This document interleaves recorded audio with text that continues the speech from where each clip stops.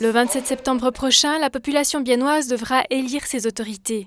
Ce jeudi, les libéraux et la gauche verte ont présenté leurs candidats pour le conseil municipal. Le point commun, une alliance interpartie. Du côté des libéraux, le mélange entre générations est bien présent. Le plus expérimenté est né en 1953, alors que le plus jeune en 1993. J'ai beaucoup œuvré pour la ville de Bienne, non seulement au niveau communal, mais aussi cantonal et national, pour trouver des solutions pour cette ville, pour l'établir. Et je pense que c'est certainement un avantage aujourd'hui de pouvoir compter sur une valeur sûre. À la fin, il faut aussi attirer des gens qui payent des impôts ici à Bienne. Alors c'est à cause de cela, je suis pour un développement qui est pour tout le monde, qu'on soutient pas seulement les coopératives, mais aussi les investisseurs privés. Il y a aujourd'hui 2 femmes, il ne faudrait pas qu'il y ait moins que 2 femmes après les nouvelles élections, parce qu'il y a quand même au moins la moitié de la population qui est féminine.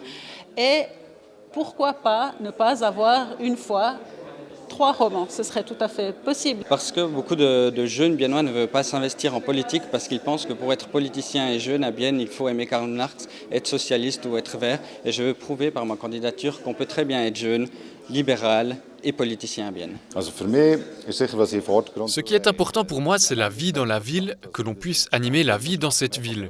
Mettre l'humain au centre des discussions, cela concerne par exemple le trafic, mais aussi l'aménagement.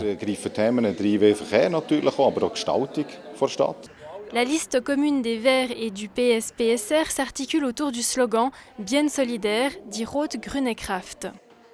Il y a plein de risques dans la vie où nous sommes confrontés toujours. Alors c'est par exemple la maladie ou bien c'est la chômage. Et puis là, il faut avoir un système qui est là pour tout le monde. Et en plus, par exemple, la discrimination et la violence, là, il faut des offres de sensibilisation pour l'administration publique, par exemple. On doit continuer d'utiliser la politique financière comme levier qui agit sur tous les domaines politiques et publics. La politique financière, ce n'est pas seulement d'arriver à un budget équilibré à la fin de l'année, mais c'est pouvoir investir là où il y a besoin pour réduire les inégalités, pour protéger l'environnement et améliorer les conditions sociales. C'est clair, Barbara Schwickert, elle a beaucoup fait au niveau protection du climat, mais c'est aussi clair qu'il faut avancer là-dessus. Elle a commencé le travail et maintenant il faut le poursuivre. Et c'est clair qu'on doit prendre encore des mesures au niveau de la circulation douce, il faut la renforcer, mais il faut aussi renforcer la biodiversité dans la ville. Alors le bilinguisme, il est transversal en fait, parce qu'on le retrouve absolument dans tous les domaines d'activité de la ville. Un qui me tient particulièrement à cœur, c'est dans le cadre de l'éducation et de la scolarité. Alors il y a la perspective d'élargir la filière bilingue, de la sortir du centre-ville en fait où elle a été initiée et de l'élargir à d'autres quartiers.